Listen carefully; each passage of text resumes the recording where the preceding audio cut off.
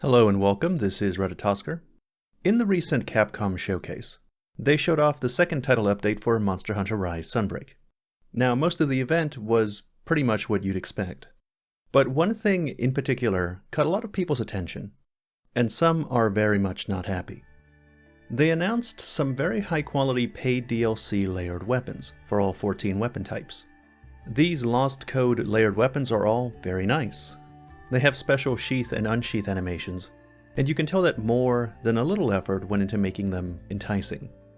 This announcement also marks the first time that Capcom has tried to sell layered weapons as a paid DLC.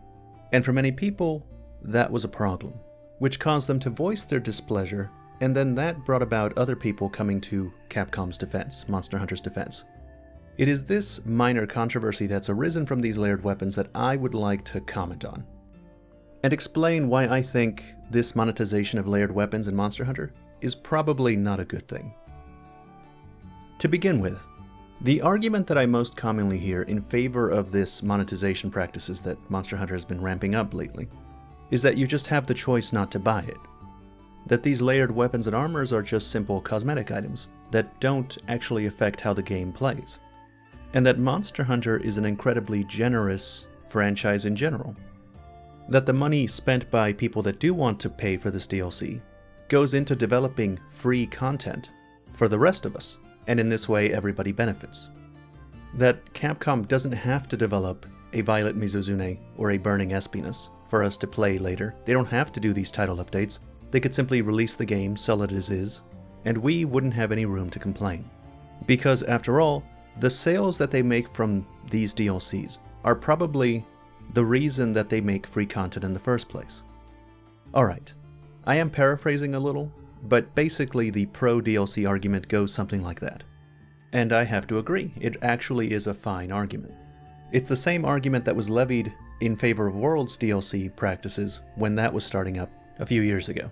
It was a good argument back then, and I think it continues to be a good, solid, reasonable argument now. But it's maybe not as good as it used to be. Because while I think that everything in that argument is still true, it's also true that we're getting a lot less than we used to. And in fact today, we're being sold things that before were given to us for free. In Monster Hunter World, there were only 2 paid DLC armors. The Samurai armor from the Monster Hunter World Deluxe kit, and the Knight armor sold with the Monster Hunter Iceborne Deluxe kit. The first one was $10 and the second one was $14.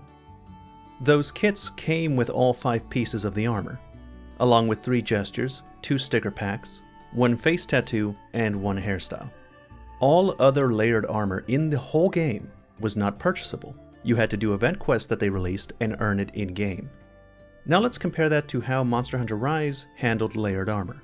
Rise also had the deluxe kit armors, but they also have many pieces of layered armor, and these layered armor sets are actually all sold individually. They're sold piecemeal, one at a time. So for example, if I wanted to get this summer layered armor set, I would need to purchase the summer hat for $1.50, the summer top for $1.50, the summer bracelets for $1.50, the summer belt for $1.50, and the summer pants for $1.50. That's around $7.30 for one full set of layered armor. That's almost as much as the cheaper of the 2 deluxe kits from Monster Hunter World. And if I wanted to get an equivalent value as that deluxe kit, I would have to spend even more, because I would have to get a gesture pack, which would run me another $4. And then I would need to buy 2 sticker sets, which are another $2 each. And of course, the summer layered armor isn't the only layered armor that Rise has available. There are a lot of them. Each one sold individually, and each one running you about $1.50 a piece.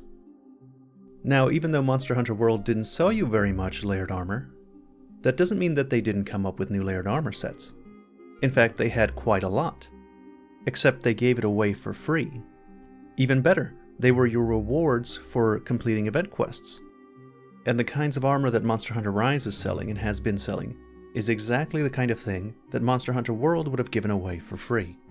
The situation we find ourselves in is one in which Capcom feels perfectly comfortable in selling us things they never would have before, and that's made even more clear by these DLC weapons. They have never sold layered weapons. We've never had to pay for layered weapons, ever. And it's even worse that these ones are so nice, so high quality. You can tell that thought was put into making them enticing for people. Alright, but let's say that you're not convinced that this is a bad thing. Because after all, the initial argument that I presented still holds firm, even if we are on a slippery slope. But let me ask you this. If the base argument is that us buying all of this DLC stuff is what's funding Capcom's ability to get us more content, then how come we have less content than we did when they weren't charging us for all this stuff? Think back to Monster Hunter World for a moment. Back to a time when they weren't selling layered armor piece by piece. Back before they even thought to sell layered weapons. Do you remember the Autumn Harvest Festival? Or the Spring Blossom Fest? Or the Winter Star Fest? Or any of their seasonal festivals that they did occasionally? Do you remember how much they used to decorate and revamp the gathering hubs during those events? Going so far as to even change the music in the areas? And then when Iceborne was released, they didn't just do it for one area, they made decorations for both of the gathering hubs in both locations. And each one of these festivals had their own unique rewards that you could work towards. My point is, where is the equivalent content that Monster Hunter Rise has? Okay, here's another thing. Do you remember how in Monster Hunter World they used to release not only layered weapons, but they would release actual weapons for you to use? Some of these actual weapons were pretty excellent. For example, the Guild Palace weapons that they released during one of their events, which had some of the nicest designs of any weapons that they've ever come up with in Monster Hunter. And they eventually had layered versions of those same weapons. Those layered versions were also free. Or how about the Black Eagle Charge Blade, which was also nicely designed, and also received a layered version later.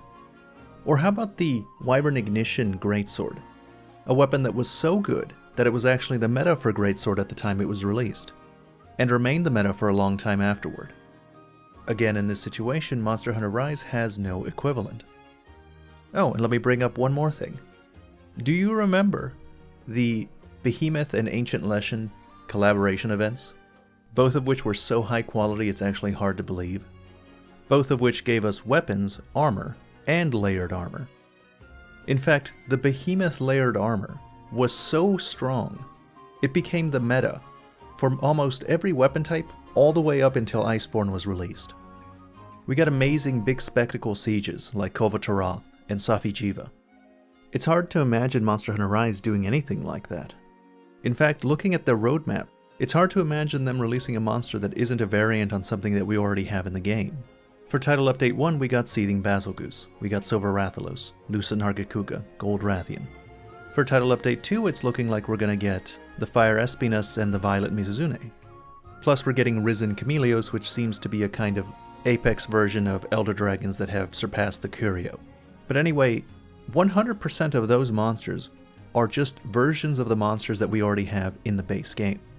From this track record, I don't think it's likely that Sunbreak is going to release any monster that isn't a variant of a monster that we already have.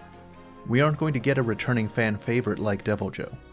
And they're certainly not going to make up a whole new monster like they did with Safi Jiva.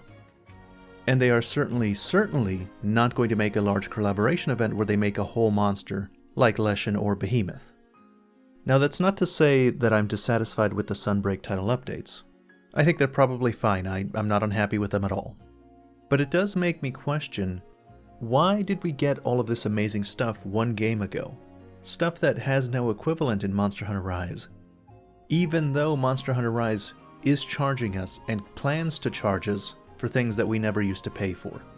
If the DLC paid items go to fund the free content that we all enjoy, then why is that free content so much lower quality than what we used to have? Why does it seem so much less interesting than the stuff we had in World in comparison? I don't think that argument makes sense. Now, let me just make clear, I don't mind Capcom enriching themselves with paid DLC, really. I don't have anything against it in principle. Even as things stand, Capcom does give us a lot of free stuff. And it is probably true that this paid DLC is how they justify incurring that cost on themselves. And I don't think that this DLC really is that big of a deal. At least, not right now. It's not the end of the world if Capcom sells these DLC weapons for profit. But it does worry me, because it sets a bad precedent. When I look at the nature of how they're doing DLC and how it changed from even something like World to Rise, it does not inspire confidence. And at the end of the day, Capcom is a company, and they will do whatever it is that you as a consumer will put up with and still buy.